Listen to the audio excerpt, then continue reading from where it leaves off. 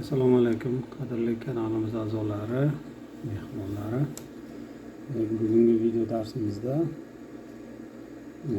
kompyuterimiz bor. Kompyuterga ishni o'rganamiz.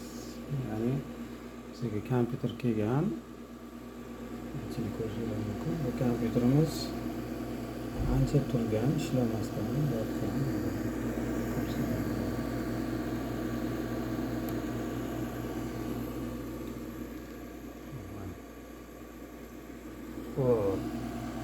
Demak, buni egasi kompyuterimizni ichidagi parametrlarni o'zgartirmoqchi, ya'ni kuchaytirmoqchi kompyuterimiz. Demak, o'rnatilgan Windows 7 ga mana protsessori Pentium ga, operativ xotirasi 2 GB, 32 bitlik Windows o'rnatilgan ekan. 500 talik xat qo'yilgan, mana oddiy xat qo'yilgan. Oddiy xatimiz. Demak, mijozimiz bizdan buni kuchaytirib, chiroyli qilib berishimizni so'ragan. Ya'ni tezroq ishlasin va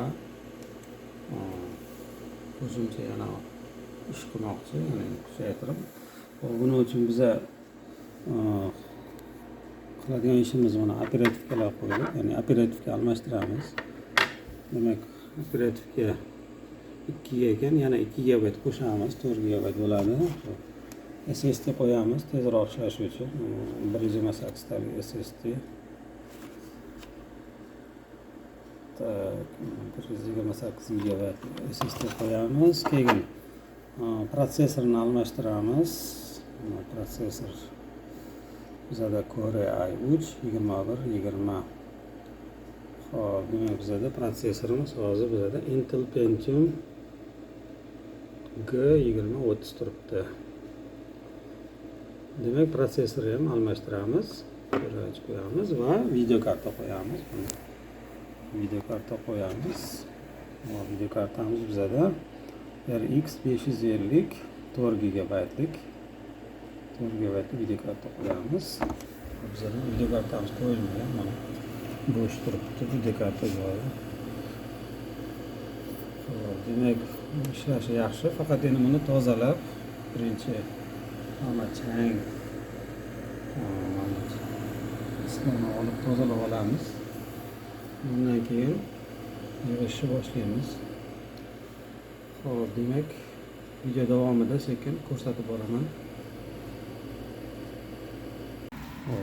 Qadrli do'stlar, mana men keysimiz ichidagi hamma qurilmalarni yechib oldim. Hech narsa qolmadi, bo'sh. Hammasini mana yechib oldim. Alohida uni platamiz. Aholi mana chang bosib yotibdi. Bizada kuler. Uni hard, qattiq desamiz uni chang. Operativ xotiramiz, buni ham tozalaymiz. Blok pitaniyamizni ham ichini tozalashimiz kerak.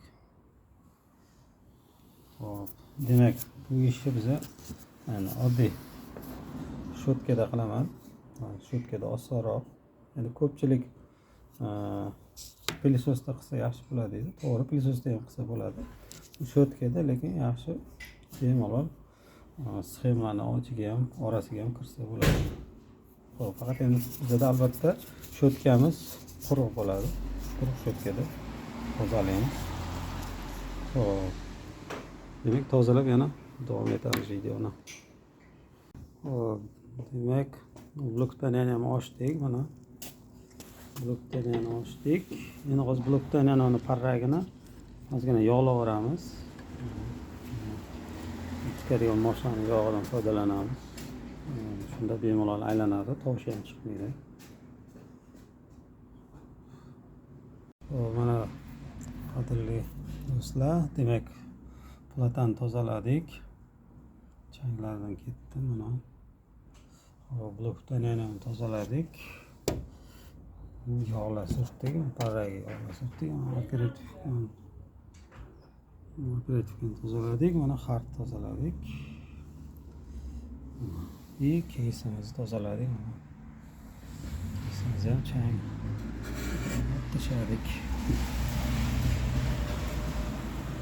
Demak, hozir mana hammasi tayyor. Endi buni yig'ishni boshlaymiz, sekin joyiga qo'yishni boshlaymiz.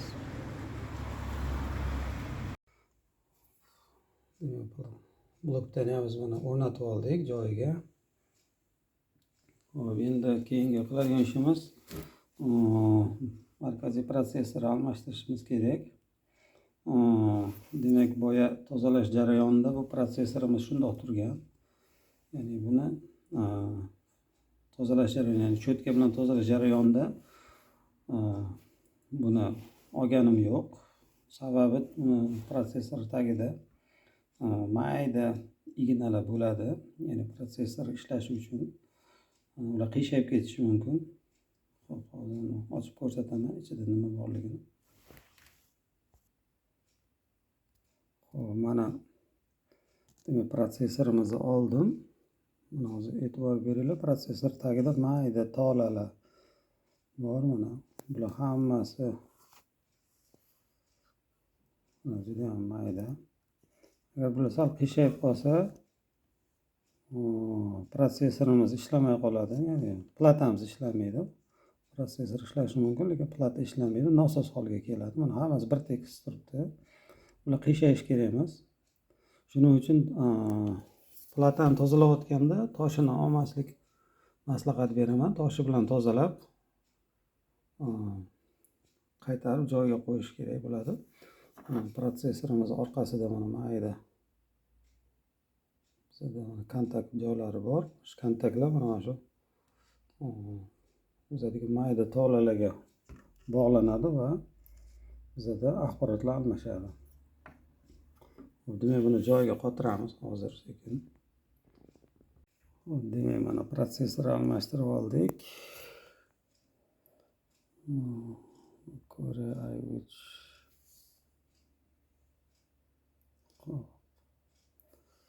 protsessor almashtirdik. Endi bunga o'zini smaskasi bor, shuni surtamiz. Termopasta surtishimiz kerak, qizib ketmasligi uchun.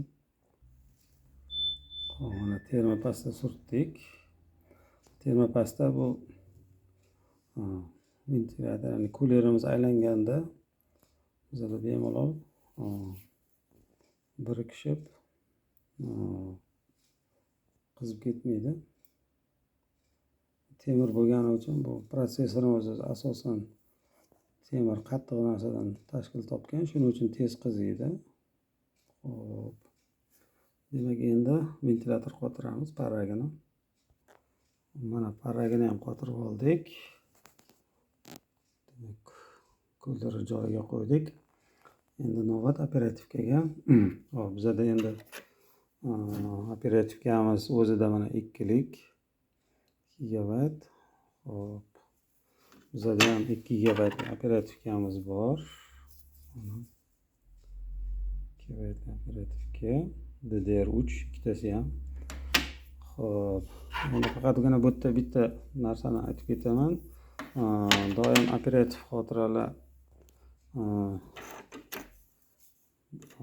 doim sheri bo'lib ishlashi mumkin. Mana ikkita sloti bor, ikkita joyga qo'yiladi. Ikkita joyga operativka qo'yiladi. Demak, faqatgina juft, ya'ni par bo'lib ishlashi uchun bular ikkitasi doim bir xil bo'lgani maqsadga muvofiq bo'ladi. Ya'ni ishlash tempi ham bir-biriga xalaqit bermaydi. Bir chastotada ishlaydi. Mana bu boshqa, ya'ni bu o'zini operativkasi, bu ikkita boshqa qo'yamiz. Ikkita bir xil 2likdan, shunda 4 gigabayt bo'ladi. Bu ham 2lik, bu ham 2lik bir xil. Faqat bizga bitta ustunlik jihati, ikkitasi ham bitta model. Shuning uchun bizada ishlashda muammo bo'lmaydi. Xo'p, buni joyiga o'rnatamiz. Demak, mana operativkalarni joyiga qo'ydik. O'rnashdi. Hop. Demak, endi platani case ichiga qotiramiz. Mana case ichiga qotiramiz. Mana platani case ichiga qotirdik. O'zini boltlari bor, mana boltlarga qotirdik. Hop, blokdan yana uni uladik tokini. protsessor toki mana va plataga alohida mana tokini uladik. Hop, va bizada frontalniy qismlarni ham uladik. Bitta tovushga mikrofon, mana bu USB portlarniki. Bu bizada o'chirib yoqish, power va qayta ishga tushirish rezetlar. Mana bu portlar, USB port, ikkita mikrofon va naushnik. Xo'p, keyingisi mana bu o'chirib yoqish power tugmasini uladik. Va bizada reset tugmasini uladik. Demak, hamma simlarni uladik. Endi navbat bizada xat qotirishga.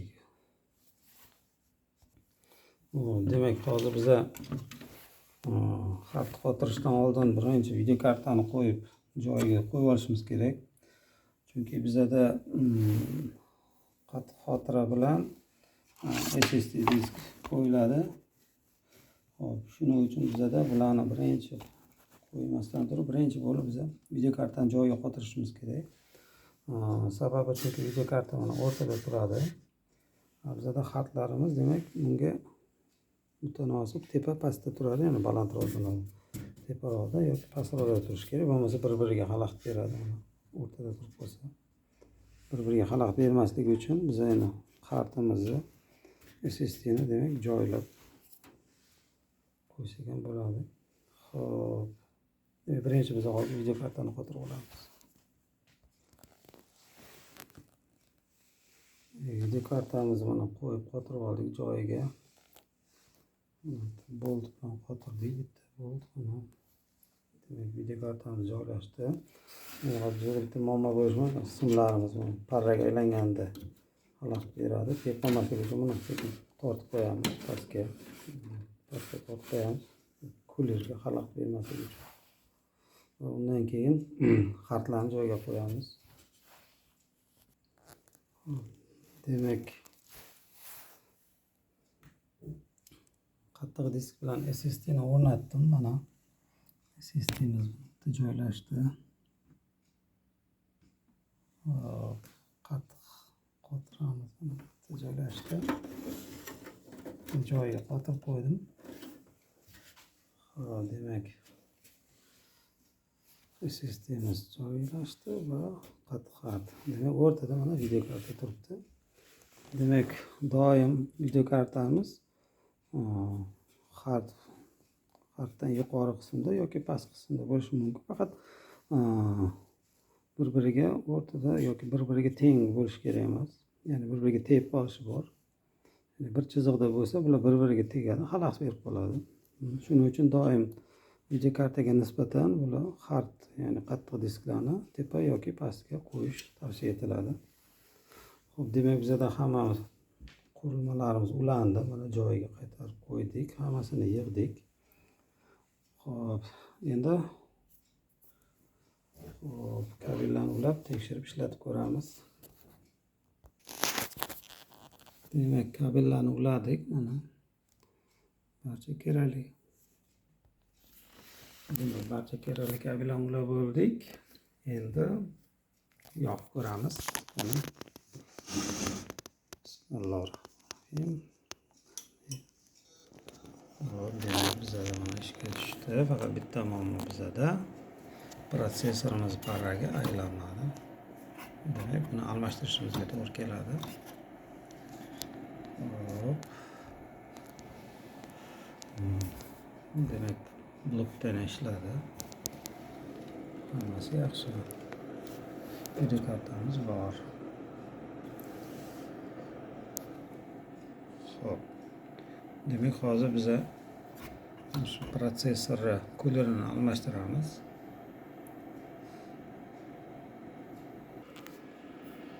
Demak, protsessorimiz kulerini almashtirmadik. Hozir bizda yana bitta muammo. Signal kelmadi ekranimizga. Ya'ni video kartamiz sig'madi. Stikkerimiz joylashmaganligi uchun joyiga yaxshi o'tirmadi. videokartani boltini yechishga majbur bo'ldim. Boltini olib tashladim, joylashdi. Biz buni muammoni hal qilishimiz kerak. Demak, videokartani pastroqqa qotirishimizga to'g'ri keladi. Harakat qilamiz. Undan keyin kuler almashtiramiz. Videokartani oldim. Hop, endi yana birato'la shu tangali batareykasi bor. Hozir bizada doim F1, F2 chiqyapti. Ya'ni batareykamizni quvvati qolmagan. Shuni almashtirsak, mana shu platamizga o'rnatilgan BIOSdagi barcha ma'lumotlarni saqlashga kerak bo'ladi bu. Hozir shu batareykamiz quvvati qolmaganligi uchun doim bizada sanani o'zgartir va qo'shimcha muammolar chiqishi mumkin.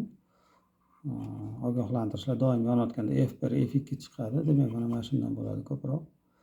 Hozir buni almashtiramiz, yangi boshqa qo'yamiz. Ya'ni bu tanga batareyka bo'ladi, o'zi ko'pincha olish qiyin emas. Buni bosamiz, o'zi chiqib keladi.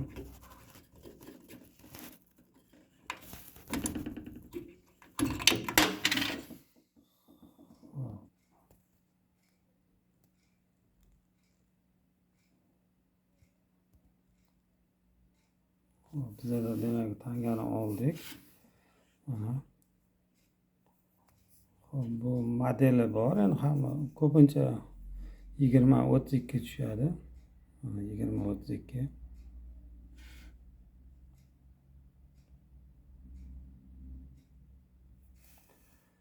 Xo'p, mana 20-32 modelda bo'ladi ko'pincha tangali batareyka bo'ladi doim. Demak, shuni boshqa qo'yamiz. Demak, mana boshqa yangi batareyka qo'yamiz. Modeli shunaqa 20-32 bo'ladi. 20-32 yozilgan. Tushadi doim. Demak, hozir shuni joyiga qo'yamiz. Demak, kulerimizni almashtirdik. Boshqa kuler qo'ydim. Bizada videokartamiz joylashmoqda, uni ham to'g'rilab qo'ydim.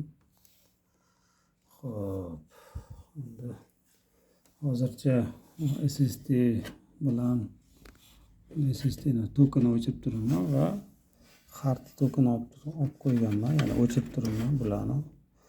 Sababi chunki bularni o'chirib yoqqan sari bularning ichidagi ma'lumot yoki operatsion tizim bo'lsa, qancha o'chib yoqsa, xuddi tok o'chib yongandek bo'ladi. Shuning uchun o'chirib turaman. To'g'rilab olib ishlagandan keyin bularni ulab qo'yaman joyiga. Hozir faqatgina tekshirayotganligim uchun menga hozir bular kerak emas. Xo'p, demak, yana yoqib ko'ramiz. Xo'p, yaxshi, mana parragimiz demak ishladi. Mana bizlarda boyaga aytgandek F1, F2 doim chiqadi. Ya'ni CMOS data time demak doim sanani to'g'irlagil deydi.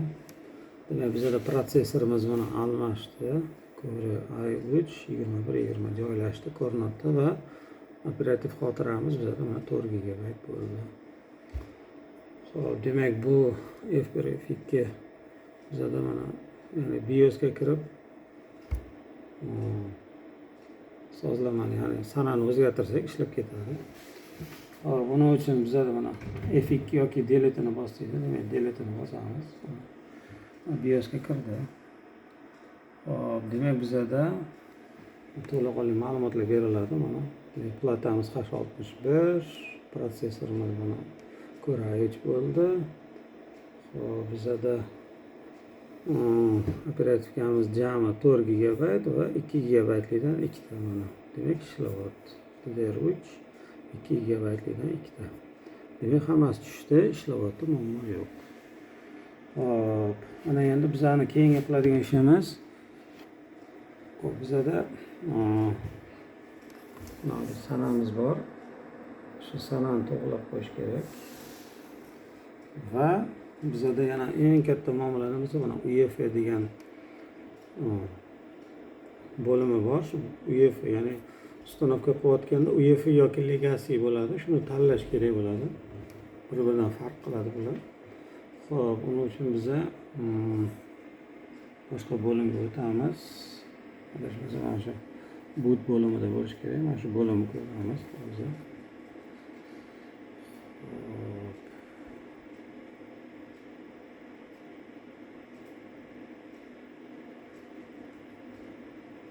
Boot bo'limiga keldik. Demak, fast boot, ya'ni birinchi bootda, demak, birinchi bo'lim nimadan загрузка qilishi aytiladi doim. Disable demak ochiq turibdi. Uni yoqamiz, enter bosamiz. Fast.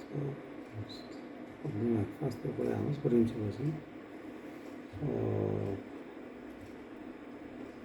Demak, mana bizda UEFI bor ekan. Demak, UEFI hozir ko'pincha Windows 8 lardan boshlab ishlatiladi. 8, 10, 11 larda albatta UEFI talab qiladi. Lekin eski kompyuterlarga ham, masalan DDR2, DDR3 birinchi chiqqanlarga ham Windows 10, 8 qo'ysa bo'ladi. Faqat UEFI emas, Legacy qo'yish kerak bo'ladi. Uni ham yo'li bor.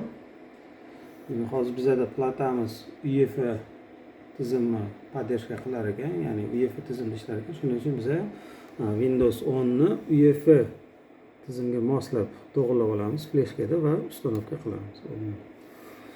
Xo'p, demak, hozir men BIOSimizda sozlamasini standart holatiga qaytaraman. Load default, ya'ni enter bosamiz, yes va saqlab qaytadan chiqaman va kompyuter перезагрузка bo'ladi, o'chganadi. Saqlaysanmi? Ha. Yes. Bizda mana kompyuterimiz o'chdi va qaytadan yondi. Mana yana BIOSga kirdi. Hop, endi sanamizni o'zgartirishimiz kerak. Sanamiz ketdi. Hop, demak, sichqoncha bilan o'zgartiramiz. Demak,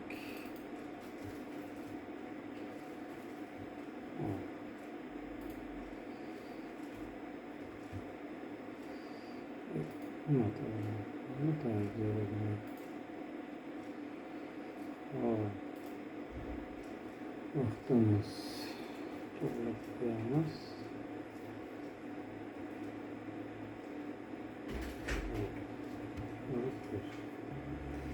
Demak, mana vaqt bilan to'g'irladik, sanalarni to'g'irladik va OK bosamiz. Hop, apply'ni bosgan bo'ladi, saqla va OK. Keyin bizda mana sana va vaqtimiz joyiga keldi. Xo'p, demak, bizda boot menyuni ko'rishimiz kerak. Demak, bizda birinchi bo'lib demak, hozir bizda boot, ya'ni birinchi nimadan загрузка qilishni so'ramoqda. Chunki sababi bizda kartlarni o'chirib qo'yganmiz, SSD va kartimiz yo'q. Xo'p, demak, hozir biz SSD bilan kart tokenini ulasak, bular ham bizda ko'rinadi. Token ulaymiz ikkitasini, o'shanda bizda ko'rinadi. Kompyuterimiz o'chib yonyapti mana. Demak, kart qattiq disk joyiga uladik. Mana to'pga ulaganimiz sababli bizda kompyuterimiz ishladi. Qaytadan ishga tushyapti mana. Demak, bizda Windows 7 qo'yilgan mana. Windows 7 va demak, sistema ishlayapti. Demak, hop, hozir hamma driverlarni qo'yish kerak bo'ladi. Mana driverlarni qidiradi. Mana bu driverlarni qidiryapti.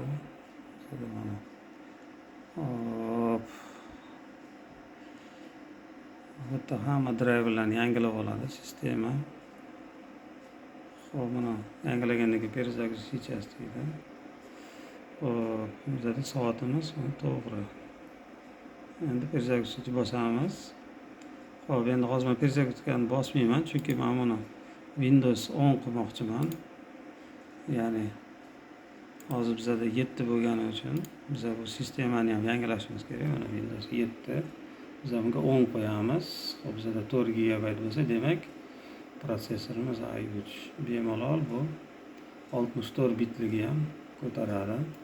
Demak, Windows 10 64 bit qo'yamiz UEFI tizimda. Demak, men hozir uni uchun fleshkani tayyorlab olaman. Demak, men fleshkam tayyor. Hozir yoqib boot menyudan fleshkadan загрузка qilib ko'ramiz. Muammo bo'lmasa ustanovka qilamiz. Demak, bizda F11 doim F11 yoki F12 bo'ladi. Mana F11 yozilgan. Demak, bizda mana boot menyu, ya'ni tanlash imkoniyati chiqadi. Hop, bizda mana USB fleshkani ko'rdi. Hop, bizda mana birinchi 500 talik kartamizni ko'ryapti. Undan keyin SSD ni ko'ryapti va fleshkani ko'ryapti. Mana USB fleshka. Hop, bizda mana UEFI formatda ham bor. Va oddiy mana USB ko'rinishda. Demak, biz hozir UEFI ni tanlaymiz. Mana UEFI formati tanlaymiz. Bizda ustanovka boshlanadi. 11 bor ekan. Demak, bizda 11 qo'yish. Demak, bizda fleshkani almashtirishimiz kerak. Bizda ISO faylimiz 10 bo'lishi kerak ekan. Tekshiramiz. Fleshkamizni tayyorlab oldim. Endi kompyuter qayta ishga tushirib F11 bosamiz. BIOSda. Bizda fleshkamizni ko'rmadi yana. Fleshkamizni qayta ishga tushiramiz.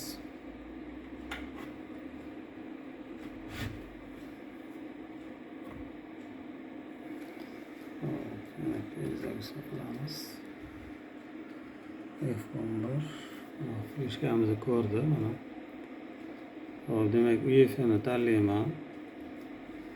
Mana bizda Windows 10 kerak. Bizga pastga tushamiz. Windows 10 ustanov 64 bitlik. Ustanovka qilishimiz uchun demak pastligini tanlab olamiz va enter bosamiz. Bu yerda ustanovka qiladigan fayllarni yuklaydi.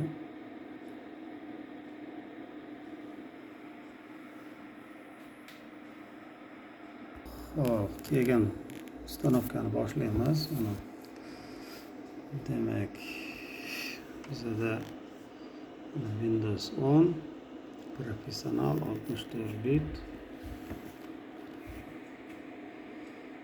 Demak, 64 bit Windows 10 Pro 64 bit va birato'la Windows Office'larni ham qo'yib ketamiz. Bitta qo'yamiz. Tilimiz rus tilidagi dalini bosamiz. Demak, biz keyingi anaqada xotirani tanlashimiz kerak bo'ladi.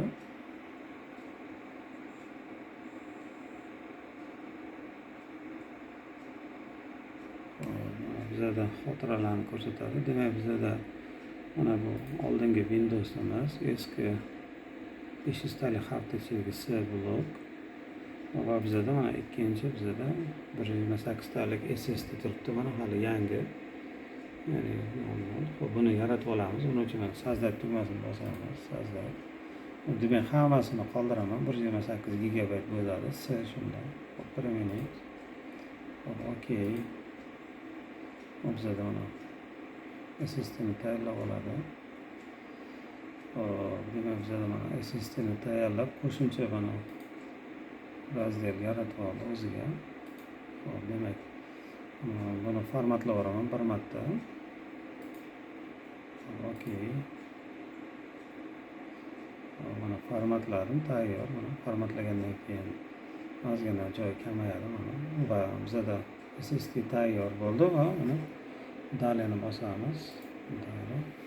Mana bundan keyin biz tanlaydiganimiz vaqtlarni tanlaymiz.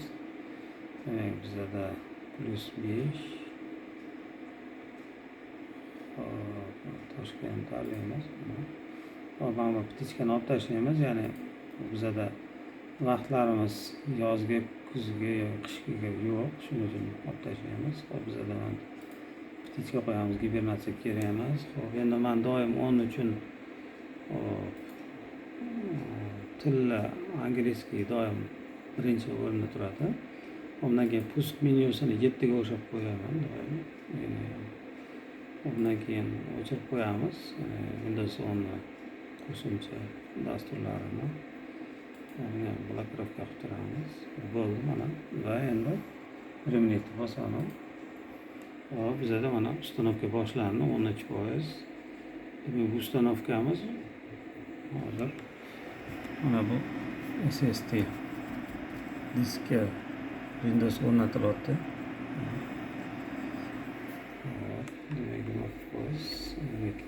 Demak, SSD disk bo'lgani uchun ham tez bo'ladi. Hop, demak, videoni keyingi bosqichda yana davom ettiramiz. Demak, mana bizada ustanovkamiz bo'ldi va yakuniy qismga o'tyapti. Hozir bizada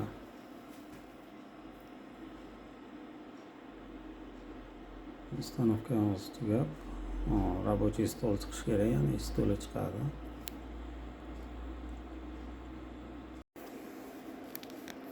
Demak, bizada ustanovka oxirgi bosqichiga o'tyapti.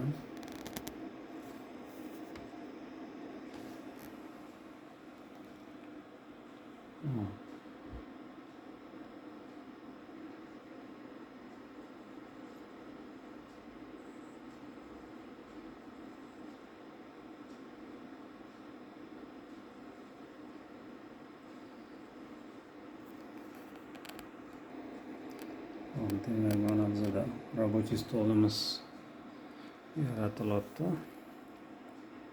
Xo'p, ozgina kutishimiz kerak.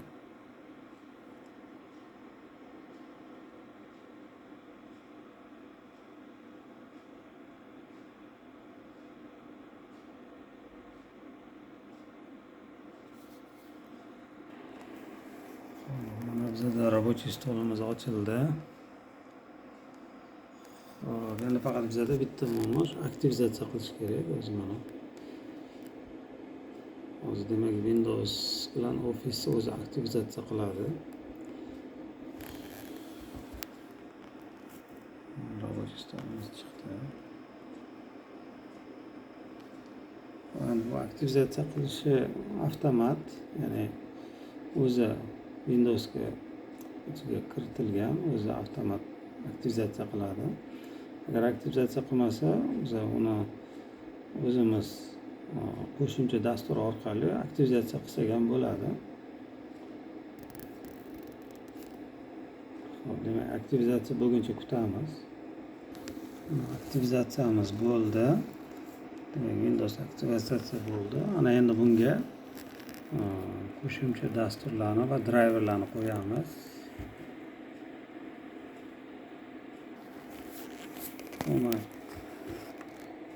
Demak, driverlarni ko'rishimiz uchun biz birinchi dispetcher sosiga kiramiz.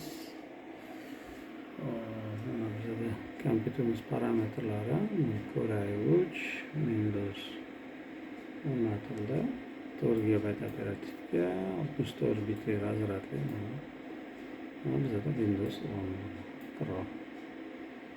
Demak, dispetcher sosiga tushamiz. Mana dispetcher sosiga kiramiz. Mana bizda o'rnatilmagan qurilmalar bor. Mana doim so'rov bilan turadi yoki undov bilan turadi. Demak, bilan o'rnatishimiz kerak. Demak, videokartani ham o'rnatishimiz kerak. Videokartani topolmaydi. Demak, bularni driverlarni o'rnatamiz. Men endi driver pakdan foydalanaman. Demak, driver qo'yishimiz uchun bizga driver pak kerak bo'ladi. Driver pak ishga tushirdim. Mana hozir driverlarni qidiradi. Qo'yilmagan driverlarni aniqlaydi birinchi.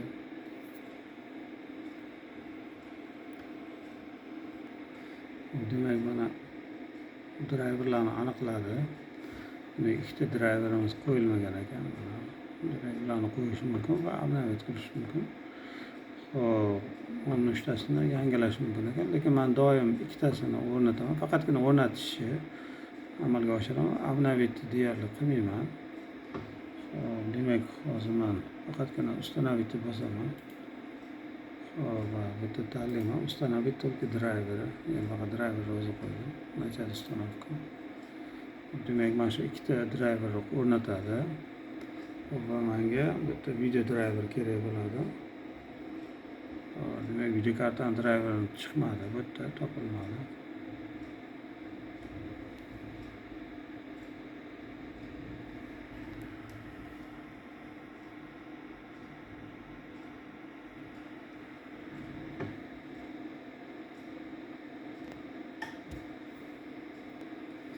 Mana ikkita video ikkita driverimiz qo'yildi. Mana yana dispetcher устройствоga kirib tekshirib ko'raman.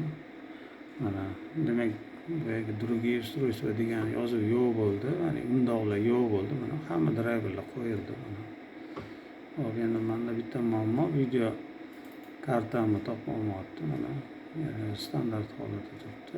Lekin aslida menda mana video karta qo'yilgan. Shu video kartani driveri kerak menga. Hop, bizda modelimiz bu RX 550. RX 550. Bu yerda bizda oddiy baza videolar bor. Demak, buni yana qidirib ko'ramiz boshqa driver pakdan.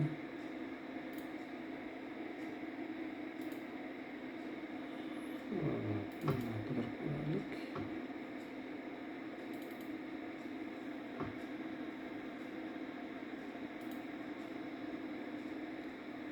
Mana qidiradi.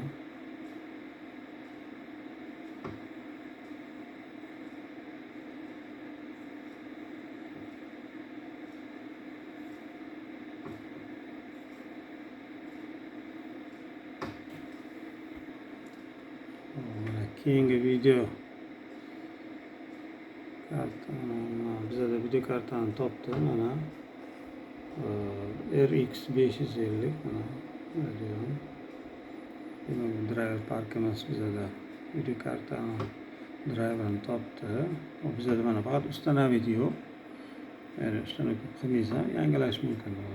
Demak, faqatgina shu video kartani driverini o'zini yangilayman. Uning uchun oxiriga kelaman. Bitta quyoshcha bor. Mana quyoshchani bosamiz. Mana bizda установка boshlandi. Aylanyapti. Установка bo'lgandan keyin bizda hozir e'tibor bersanglar, oynamiz juda ham kichkina.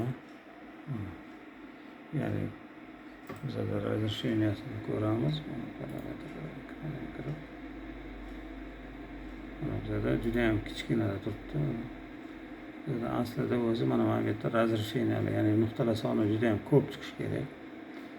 Xo'p, demak, mana hozir monitorga o'zi mana shu 366 ga 768 o'lchamda. Hop, saqlab qo'yamiz. Kiramiz paka.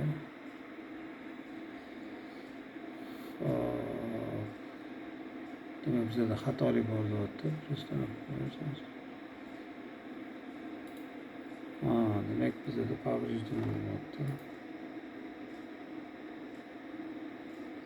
Ya'ni driver pakimizdagi driverlar повреждение bo'lishi mumkin. Demak, bizda o'rnatilmadi.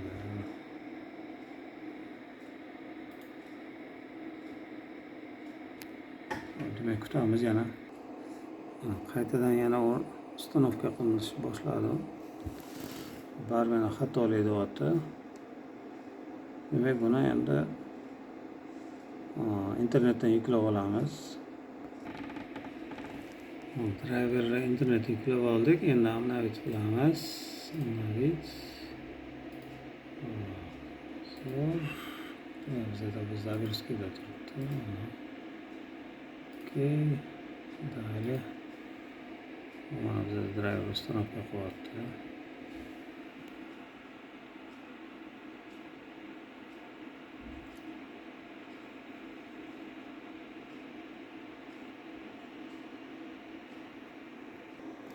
Mana bizda uстановка bo'ldi. Mana Radeon RX 550. Demak, zakirchi bosamiz. Bu bizda mana video kartamiz o'rnatildi. Demak, mana barcha driverlarimiz o'rnatildi.